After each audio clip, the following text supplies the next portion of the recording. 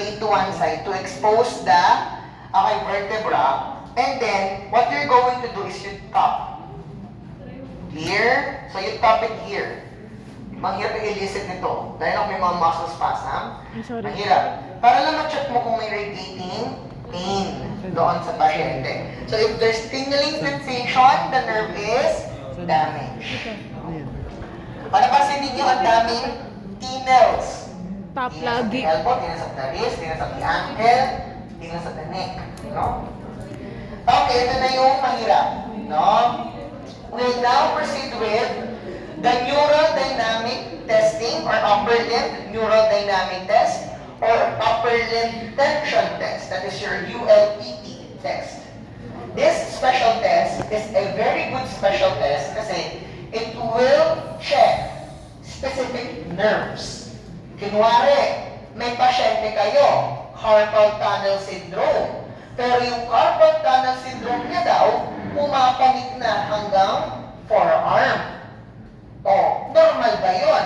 Hindi. Kasi kapag ang carpal tunnel syndrome, the nerve na iipit dito lang dapat yung pain. Kung pumapanik yan, ibig sabihin, may ipit na siya ng mas mataas.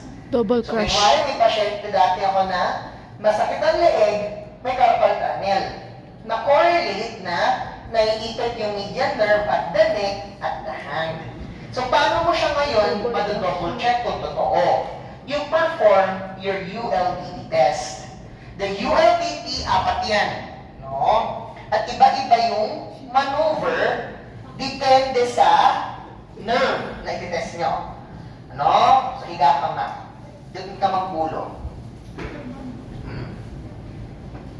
Okay? Now, let's start first. Paliwanag ko muna. Ang unang gagalawin nyo, shoulder, forearm, wrist, fingers. Ang huling-huling ginagalaw, elbow. Sir, bakit? Bakit po huling-huling ginagalaw si elbow? Kasi malaki yung range of motion niya. Bakit? Alam niyo yung rubber band? Ang gagawin nyo kasi dyan, yung nerve from the neck up to the distal attachment of the nerve, ibabatak mo siya, i-stretch. Eh kung ang largest ROM is elbow extension, ang laki ng stretch force agad. Ayaw mo kasing masobrang mabatak yung nerve kasi bakit? Pwede siyang ma-injure, dahil maputol. Clear? Kaya kinwari, ginalaw mo na, fingers, namamanhid na, tutuloy mo pa ba? Hindi na. Kasi, nababatak mo na yung nerve, positive na yung test. Kasi kung binatag mo pa siya lalo, baka lalong mapunit yung, or maputol yung nerve. Clear? Now, huling-huling ginagawa is, kung ito ang ginagalaw mong limb, you instruct the patient to bend the neck towards the opposite side to further stretch the nerve. Clear? So kung right ang ginagalaw mo, instruct the patient to laterally bend toward the left to further stretch the nerve. So ganito yung goal natin. No? So let's start. Tignan nyo muna. Ito yung mga position and it comes to the joints. Ang kailangan yung naaalala is yung nasa baba. Which is, what are the nerves that is affected or that is being checked pag ginawa mo si ULPT 1, ULPT 2, ULPT 3, ULPT 4. So, ganito pa tandaan ko. No? Median nerve, anterior interosseous nerve. So that is main. M-I-M-A-I-N. Main. Median nerve and anterior interosseous nerve. Here, kung pumasok kayo sa isang department store or sa tindahan, kung main campus or main branch yun, social yun. Bakit? Kasi, lagi may mag-welcome sa inyo. Clear? Kasi ang posisyon yan parang ganito. Clear? Nakaganyan. Clear? Kasi ganun nyo.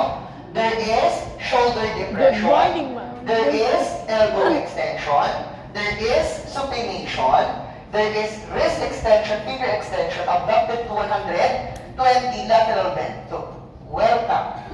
Diba? This is the position. So, ano yung nerves? Median and anterior interosseous. So, iparallel tandaan ang yung end position ng pasyente. Clear? So, paano mo siya gagawin? Okay, ano gagawin? Okay, so ganito yan ha, yung handling ninyo. Yung hand ko na malapit sa pasyente, I will apply a sustained depression of the shoulder. Yan yung unang-unang gagawin ninyo. Clear? So ulit, isang kamay ko dito, hawak sa wrist. Isang kamay ko, hawak sa shoulder. The first is, sabi natin, we start at the level of the shoulder. Huling-huling ginagalaw si elbow. So from here, I will depress the shoulder. I will abduct the shoulder. Kakalo niyo dito to 120. I will supinate the forearm. I will extend the wrist, finger extension, and then huling-huli, elbow extension. Then instruct the patient, ma'am, I want you to perform lateral bending to the opposite side. May naramdaman ka? Ano naramdaman mo? Ano?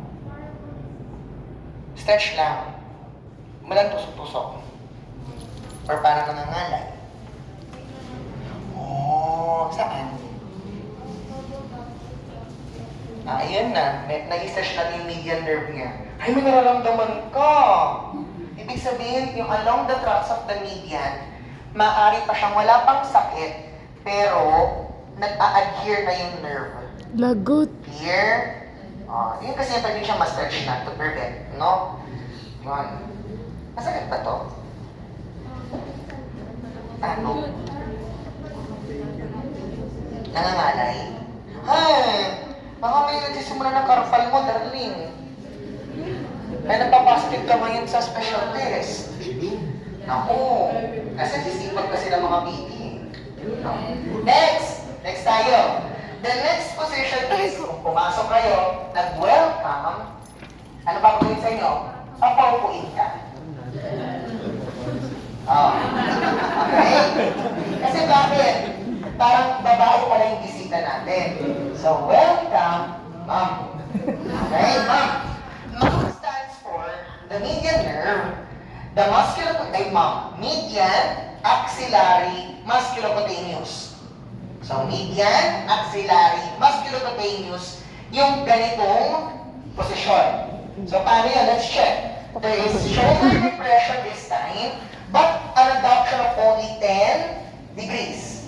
Elbow is extended, the forearm is supinated, the fingers are extended and bent laterally. So, kanina, okay, main natin, ganito. Ang mom natin, ganito. Clear? So, magkahawig na iba lang yung angle of what? Shoulder abduction. Nadagdagan lang ng external rotation. Clear? So, gawin natin ulit. So, kung nakaiga yung pasyente, the first maneuver is shoulder depression. Huwag bibitawan yung shoulder depression. You only adduct it to 10 degrees. Tatachay niyo lang. And then you supinate, wrist extend, finger extend, external rotate the shoulder, and then extension. Ay, nag-bend ka na agad. You bend. Meron? Mas masakit. Oh! Kasi hindi na pala mabatak yung median nerve niya. Okay? Aganan yan, ha? So, if you want to check the median nerve, the axillary, or the musculocutaneous, you perform that action. Clear? Ma'am. Okay, next tayo. No? Kung meron kang bisita, may sasayaw para sa'yo. Yeah. Ay, sasayaw na si Sir. Ayan na. Ayun na, sasayaw na talaga siya. Eh. They watch me wet, watch me make. No? Kasi ang pangalan ng grupo. Ayun na, game. Are you? No, may are you na sasayaw. No? Kasi R, 3 is radial, U is ulnar. Clear? Game. So, paano yung ULTT3? ULTT3 is ganito. Yes. Here is the position of your patient. Here. So this is your position. Okay, Okay? So, ang gagawin natin is, there is abduction, depression of the shoulder with abduction of 110, extension of the elbow, pronation, finger, wrist, flexion, and ulnar deviation, medial rotation of the shoulder, lateral bending. Kaya nakaganito yung pasyente. Here. So, main, mom, arm. Okay. So, ano yun? Basta so, kami sa sirat. Again, ikaw pa rin ba? Naawa na ako sa'yo, baka mag-positive ka pa dito. Ibig sabihin, nagpapanggap na ikaw. Joke lang. Hindi kasi, ganito yun. Hindi kasi din pwede magtuloy-tuloy ka ng special test na nagpa-positive na yung pasyente. Kasi bakit? Kasi lahat ng special test mo can aggravate pain. Oo. So, baka nagpa-positive na siya dahil masyado ng sensitive yung area. Kaya mo ba? Gusto mo talaga, sige. So, we depress the shoulder, maintain shoulder depression, you abduct the shoulder to 120. Sorry. 110 degrees. Guys, yung aking leg, ginaganito ko lagi to anchor for stability, ha? Then, we do pronation this time. We do wrist flexion. We do finger flexion. And then, we do internal rotation and elbow extension. Lateral bend. Meron? Meron din? Ba't di ka nagsasalita? Kasi bawal yan, di ba? Hala, baka nasibali ko yung mga nerves mo. Yung ko na ikaw. Balik ka na din pasyente. Baka mamaya, kinumplento na niya. May median na siya, may regional Ako na siya, naman. may warm-up pa siya. Gusto ko yan. Tawag na muna Sir, ikaw. ako naman. Maya na. Sige, higa. Okay. So, last natin. We'll now check you. So, you kasi is either nakaganito or nakaganito. Clear? So, ganun yung kanyang posisyon. So, bakit? It's either you depress it, okay, depress the shoulder or 90 or 10. No? So, gumaganyan siya. Okay, depende kung ano gusto nyo. Ako kasi mas gusto ko yung 90. So, you depress, okay, the shoulder, abduct to 90, then you flex the elbow. Supination or pronation, pwede kahit ano. Basta wrist extension, finger extension ang posisyon. Clear? So this time, siya yung pinaka-maiiba sa lahat. Lahat kanina natapos ng elbow extension, siya lang yung nag-iisang elbow flexion. Ang paliwanag kasi dyan ganito yun. Diba ang ulnar nerve nyo dumadaan dito sa likod? Kaya i-flex mo siya para ma-stretch. Ang median nerve nyo dumadaan sa antecubital fossa, okay? Kaya kailangan i-redirection nyo. Naalala nyo itong special test ito? Elbow flexion. Yes. Yan din yung pinanggalingan ni ULPT. Okay? 4. Kasi with the elbow flex, nai-stretch mo yung ulnar nerve. So, paano to? So, similar, this time around, we'll start the maneuver in an elbow extended.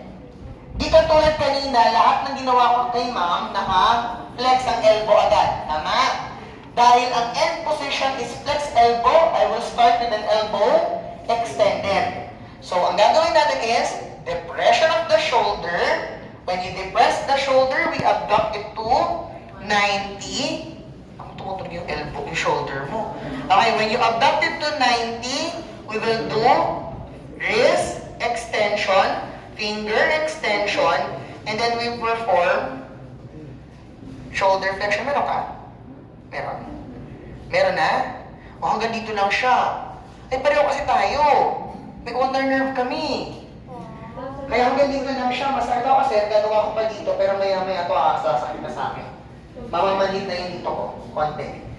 Here, positive ka. O, di ba meron? Oo. Ganun yun. Nagpa-positive to kung nakaganyan. Ayan, simula na. So, okay, ganun yun, no? Ihinto mo siya kapag meron na nararamdaman ang pasyente nyo. Sa next semester ninyo, under neuro rehab, tuturo na sa inyo kung paano i-treat yung mga yan. No? Next, ito yung isa lang sa pinakamahirap na test. No? It's your Valsalva test. Paano yung Valsalva test? Paano yung Valsalva maneuver? Titigil ng hinga. Para kang titigil ng para kang ire. No? Ayun ang test. Kapag ang pasyente is na patient, I want you to hold your breath, inhale deeply, and hold it. Okay, while para po kayong nagpupupo. No? Kapag sumakit yung likod, yung kanyang katawan, sumakit yung leeg, sumakit yung likod, ibig sabihin, sa kanyang likod, merong possible herniated disc, okay, merong nerve entrapment, may tumor or may stenosis yung pasyente. Pero ito kasi, kay Magi, this is a question mark. Ibig sabihin, wala pang research na nagsasabing, totoo nga ito. No? Okay? Para lang alam ninyo. Next, special test for myelopathies. Okay? Damage of the spinal cord. The first special test is your Lermit sign. No? Lermit sign, long sitting si patient. Okay? So, long sitting, madaling tandaan. Lermit, letter L. Nag-start ka ng naka-letter L. Clear? Tapos, ang gagawin mo lang is, while you flex the head, flex mo yung head ni patient, yung tinatest na binte, i-flex nyo din. So, ganyan yun. Kapag ginawa mo yung test, ang pasyente nag-report, parang daw may kuryenteng gumagapang from the spine going down to the leg. The test is positive na may damage yung spinal cord. Here, malimit itong special test maririnig ninyo sa sakit na multiple sclerosis. No? Kasi multiple sclerosis can have an affectation of the spinal cord. Here, nakukuha. Okay. Next. Next, it's your Romberg's test. Ay, sir, alam na namin yan. Okay, alam niyo na to. Okay, sir, basic Romberg's. Eyes open, eyes closed. But this time, we'll need to identify, kasi special test siya, we need to identify ano yung cause ng balance problem. Now, ito na siya. Paliwanag ko na sa inyo. So, ulitin natin, the test has an eyes open and eyes closed portion. May portion na nakabukas ang mata, may portion na naka-close yung mata. Sabi natin, in order to attain balance, para daw may balance ka or equilibrium, you need the following information.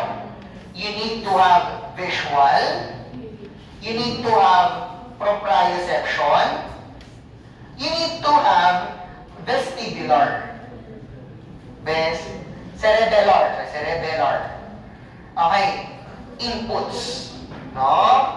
So, kagagaling sa vision ninyo, sa mata ninyo, nakukuha gamit yung proprioception ng katawan ninyo, and you need to have your cerebellar inputs, no? In order for you to have good balance. Now, during the test, kung nakatayo ka daw, wait naman, ano ba ako? Mali. This is, okay, vestibular na. Kasi ang center of balance is cerebellum. Okay, okay tayo. So, kailangan mong meron kang visual, good vision, may maganda ang proprioception, dapat gumagana yung vestibular ocular ninyo. Kasi bakit? Kung may vertigo pa, isa sa mga signs, nawawalan ka ng balance. Clear? Pag malabo mata mo or wala ka nakikita, mas mahirap ka mag-balance. Kung hindi mo nararamdaman sa posisyon ng paa mo, okay, pwede ka mawalan ng balance. So, yan yung mga concepts when it comes to the maintenance of balance. Now, during the eyes open portion of the test, no, dilat ang mga mata mo. Ibig sabihin, noong nakadilat ka, there is information of vision dinidelivered sa inyong center. Clear? Kung kayo daw, nakadilat na at nawawalan pa ng balanse, ang case mo daw is a cerebellar ataxia. Ibig sabihin, yung mismong sentro may damage. Kasi kahit meron ka ng vision, sira pa rin, hindi nyo nararamdaman. Clear? Pero, kung ang pasyente na-close yung mata, so ibig sabihin wala ng vision, magre-rely na lang yung katawan ninyo sa proprioceptions, no? Primarily dito, kasi nakatayo ka eh. Hindi ka naman gumagalaw para mag-activate ang system. So nakatayo ka lang, okay, kapag ikaw daw nakatayo, nawawala ng balanse, you have sensory ataxia. Kasi nawawala yung sense of position ninyo. Kaya nawawalan kayo ng balanse. So that's the special test. The Romberg's test will try to assess what is the source of your balance problem. Nanggagaling ba sa cerebellum or nanggagaling sa damage of your proprioception via the dorsal column pathway? No? Hintati ninyo. Next. Next, it's your vascular clearance. Ibig sabihin, kamusta daw po yung blood flow sa brain? Natandaan niyo kasi, sa inyong neck, dumadaan dyan yung vertebral artery, which gives blood supply to the brain. So kung yan ay may damage, delikado niya i-treat, no? Next. So you have your Barre's test. Paano yung Barre's test? The patient stands, okay, with the shoulder flexed at 90, with the elbows straight, forearms supinated, palms up, and instruct the patient to close the eye. The patient is instructed to hold the position. The test is positive if the arm slowly falls with simultaneous pronation. This is caused diminished blood flow from the brain stem. Kung nakahulog test. Ang gagawin nyo lang is, Barre's test, nakaganyan yung pasyente, ipikit. Kung yung pasyente, bigla daw bumagsak, pero nag-pronate yung kamay, ibig sabihin, hindi maganda yung blood flow sa brain. Clear? Hindi ko alam bakit. No? Basta yung sinabi, yun yung Barre's test. Barre's test is, ganito ang posisyon, higit mata, kapag bumaba at nag-pronate, ibig sabihin, kinakapos ng oxygen sa brain. No? Next. Nabziger, yun ang gagawin to. No? Gusto ko lang alam ninyo. Pero, hindi gagawin, kasi delikado to. Bakit? The patient is in a seated position, nakaupo. The examiner palpates the jugular vein. Ayoko kasi kayo mag-palpate ng jugular. Kasi bakit? Malapit yan sa carotid sinus. Pag masyado nyo napindot yan at namali, baka biglang bumaba yung BP ng pasyente ninyo. No? Or ng kaklase ninyo. So wala lang gagawa nito, ha? Gusto ko lang kilala mo siya. Sayang.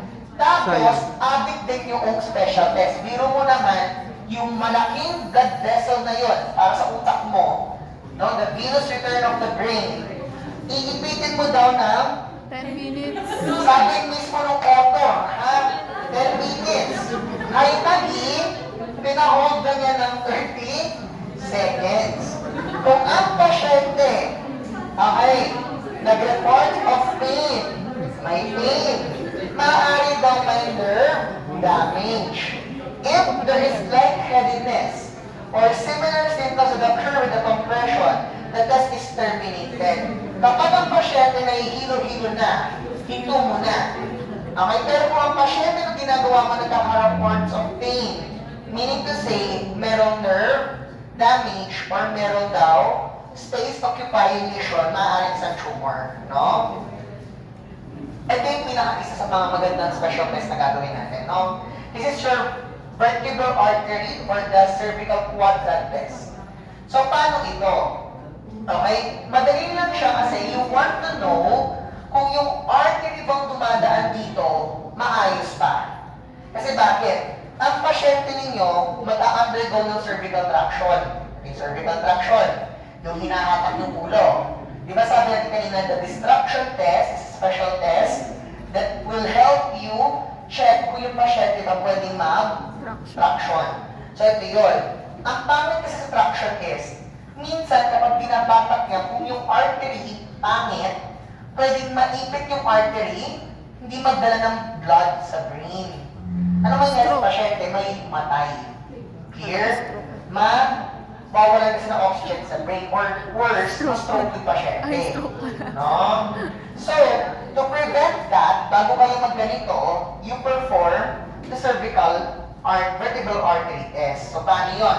Patient, higa siya, pero this time, yung head niya nakalabas sa bed. No? So, higa ka na.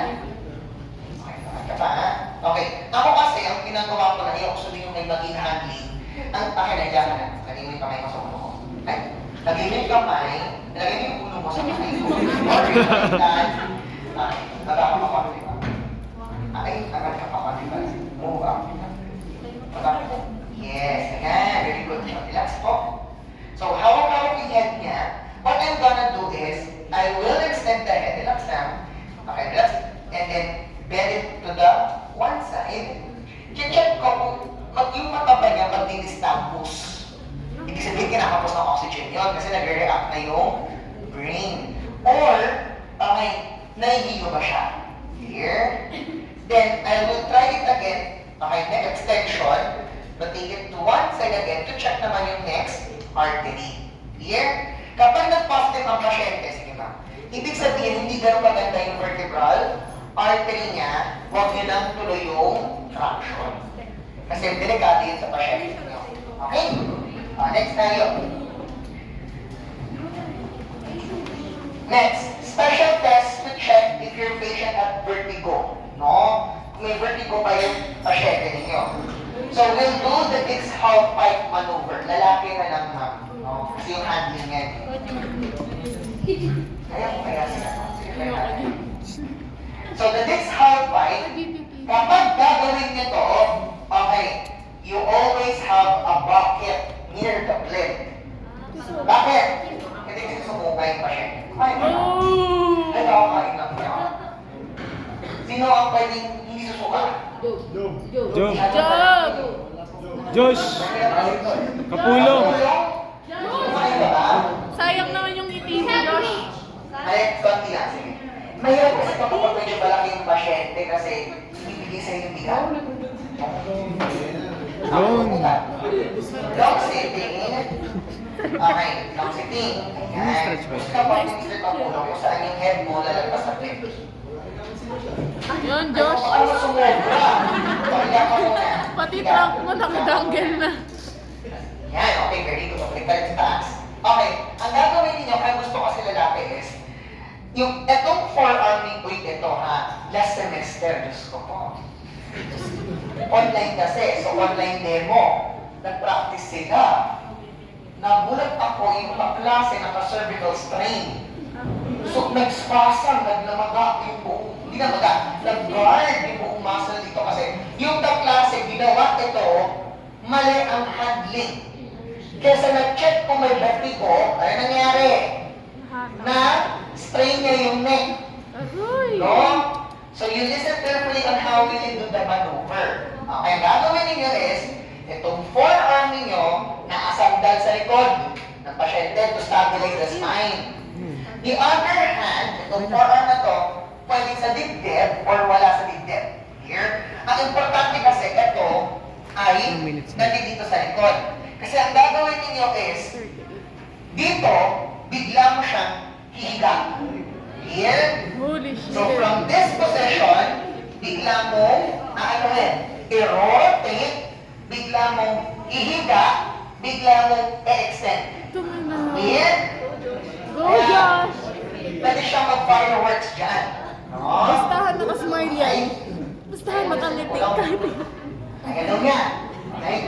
Oh, so lalagay ko dito, lalagay ko is rotate the head to this side, and then, gagawin ko lang Mr. Kapulong ha. Nakangiti pa din si Josh. Babawalan natin.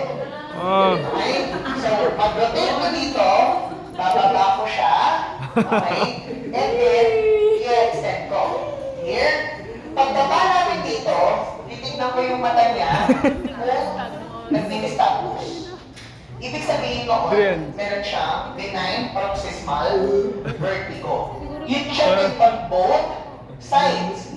So, i-rotate ko naman sa kabila, check yung kabila, and then babagsak ko siya. Clear? Nakukuha.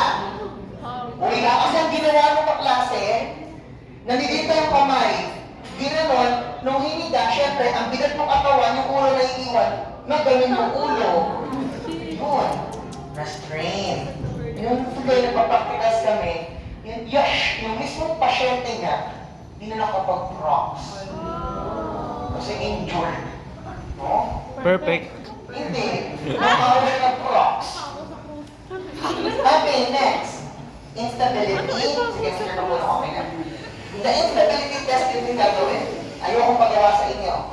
Kasi bakit? Pwede yung mas STI ang pasyente. Papaparin sa inyo. Simula rito, pababa. No? Simula natin gagawin.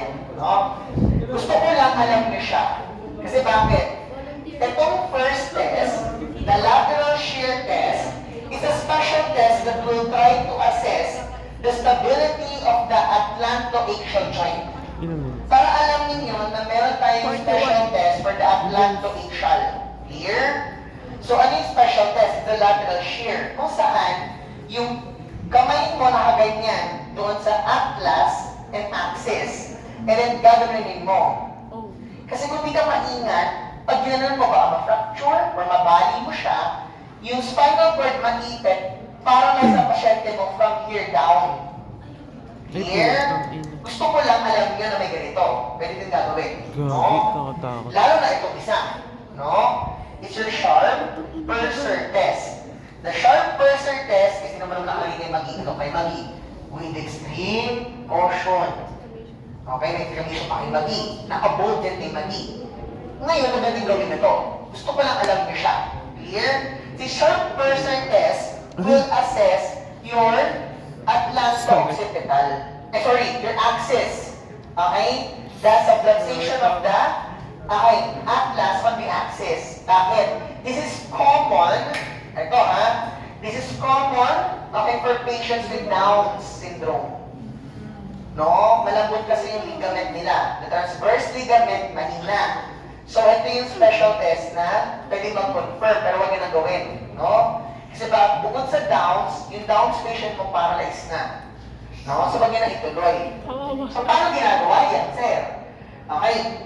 Yung pasyente, tutungo, tapos, mo naman, yung spinous process, ipo-push down mo.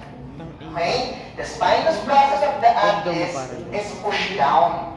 And then the patient slowly flex the head. Kapag daw, okay, nagkaroon ng pag-usad during the maneuver, ibig sabihin, lumulubog, ibig sabihin, unstable. Nakuha? Yes. Okay. Tapos na.